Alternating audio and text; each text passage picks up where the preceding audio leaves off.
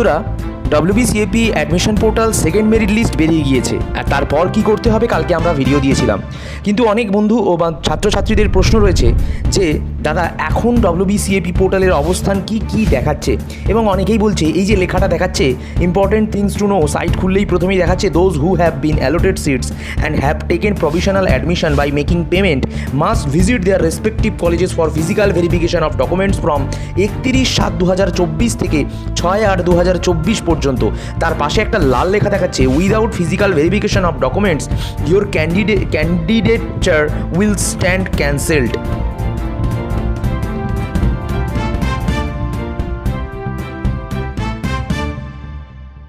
Physical ভেরিফিকেশনের notification দিয়ে দিলেও ছাত্রছাত্রীরা জানে না যে তার কী ডকুমেন্টস তারা কলেজে নিয়ে যাবে এক্স্যাক্টলি, এবং কী ডকুমেন্টস তারা নিয়ে গেলে তারা তাদের ফিজিক্যাল ভেরিফিকেশন কমপ্লিট করতে পারবে। আজকের ভিডিওতে সম্পূর্ণ বলবো। আর তোমাদের বলি, এখানে বলেছে those who have been allotted seats, মানে যারা সিট পেয়েছে। আর একটা কথা বলে দিই, ফার্স্ট মেরিট লিস্টে যাদের নাম এসেছিল এবং যারা আপগ্রেডেশনে তাও ইয়েস করেছিল, তারাও যেরকম কলেজে সুযোগ পেয়েছে সেকেন্ড মেরিট লিস্টে, আপগ্রেডেশন সাকসেসফুল হয়েছে, তাদের তাহলে দেখাবে যে অ্যালোটেড। আর যদি আপগ্রেডেশন সাকসেসফুল না হয় তাহলে তারা আগে যে কলেজে ভর্তি হয়েছিল অ্যাডমিটেড লেখাটাই কিন্তু শুধু দেখাবে। এর পাশাপাশি বলি, যারা ফার্স্ট মেরিট লিস্টে বা ফার্স্ট রাউন্ডে নাম ওঠেনি তাদের কিন্তু সেকেন্ড মেরিট লিস্টে নাম উঠেছে এবং পাশে অ্যালোটেড বলে লেখা আছে কথাটা, ঠিক আছে। এর পাশাপাশি বলি প্রত্যেকের ফিজিক্যাল ভেরিফিকেশন হবে। এর পাশাপাশি বলি যে সেকেন্ড মেরিট লিস্টে যাদের নাম উঠলো, যাদের কলেজ পছন্দ হলো না, কারণ ফার্স্ট মেরিট লিস্টে যাদের নাম ওঠেনি তাদের সেকেন্ড মেরিট লিস্টে নাম উঠেছে, কিন্তু সেকেন্ড মেরিট লিস্টেও ধরো তোমার কলেজ পছন্দ হলো না, তো তাহলেও তুমি আপগ্রেডেশন কিন্তু অন করতে পারো। এখানে কিন্তু একটা অপশান দিচ্ছে যেটা আপগ্রেডেশনে ইয়েস করতে কিন্তু তোমরা অবশ্যই পারবে। তাই আপগ্রেডেশনে কিন্তু তোমরা ইয়েস করে রাখবে যদি কলেজ পছন্দ না হয়। যদি পছন্দ হয় তো ভর্তি হয়ে যাবে, এবং ভর্তি হয়ে যাওয়ার পর পেমেন্ট করার পর এখানে বলছে যে payment must visit their respective colleges, অর্থাৎ পেমেন্ট হয়ে যাওয়ার পর তোমাদের ভেরিফিকেশান হবে। এবং ভেরিফিকেশানটা কবে? জুলাই মাসের এই মাসের 31 তারিখ থেকে পরের মাসের অর্থাৎ আগস্ট মাসের 6 তারিখ পর্যন্ত কিন্তু ফিজিক্যাল ভেরিফিকেশান, অর্থাৎ কলেজে গিয়ে তোমাদের ফিজিক্যাল ভেরিফিকেশান হবে। তো চলো জেনে নিই যে কী পদ্ধতি রয়েছে ফিজিক্যাল ভেরিফিকেশনের, কী ডকুমেন্টস লাগতে পারে দেখে নাও।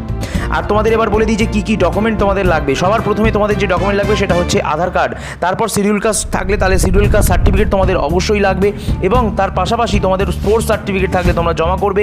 ক্লাস 10-এর মার্কশিট তোমাদের অবশ্যই লাগবে। এর পাশাপাশি 10+2 অর্থাৎ 12-এর কিন্তু তোমাদের মার্কশিট কিন্তু লাগবে। আর অবশ্যই তোমাদের যে সমস্ত ক্লাস 10-এর রেজিস্ট্রেশন সার্টিফিকেট, অ্যাডমিট কার্ড, এগুলো সব নিয়ে নেবে। ব্যাঙ্ক অ্যাকাউন্টে জেরক্স কিন্তু প্রথম পাতা নিয়ে নেবে। তো এগুলো সব আসল ও জেরক্স নিয়ে ফিজিক্যাল ভেরিফিকেশানে কিন্তু অবশ্যই তোমরা চলে যাবে, তাহলে কিন্তু তোমাদের ক্যান্সেল হবে না।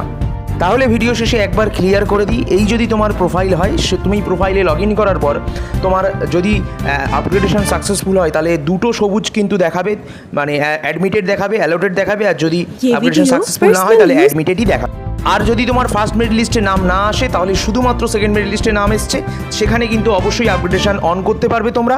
এবং প্রোফাইলে তোমাদের অবশ্যই অ্যাডমিটেড নয়, কথাটি অ্যালোটেড দেখাবে যদি শুধু সেকেন্ড মেরিট লিস্টে তোমাদের নাম এসে থাকে। আপগ্রেডেশন কিন্তু করার সুযোগ পাবে। অনেকেই বলছিলে যে দাদা আমরা ফার্স্ট রাউন্ডে অ্যাডমিটেড হয়েছি কলেজে, তাহলে কি রিফান্ড পাবো? যদি পূর্ববর্তী ভিত্তিতে বর্তমান প্রতিষ্ঠানের তুলনায় বেশি ফি পেমেন্ট করা হয়ে থাকে তাহলে সেই অতিরিক্ত অর্থরাশি ভর্তি প্রক্রিয়া শেষ হলে তোমার ব্যাঙ্ক অ্যাকাউন্টে ট্রান্সফার করা হবে। ব্যাপারটা তোমরা বুঝে নাও। ধরো তোমার ফার্স্ট মেরিট লিস্টে নাম উঠেছিল এবং তুমি সেই কলেজেই ভর্তি হয়েছো, কিন্তু সেটা তোমার পছন্দ ছিল না বলে আপগ্রেডেশন করেছিলে।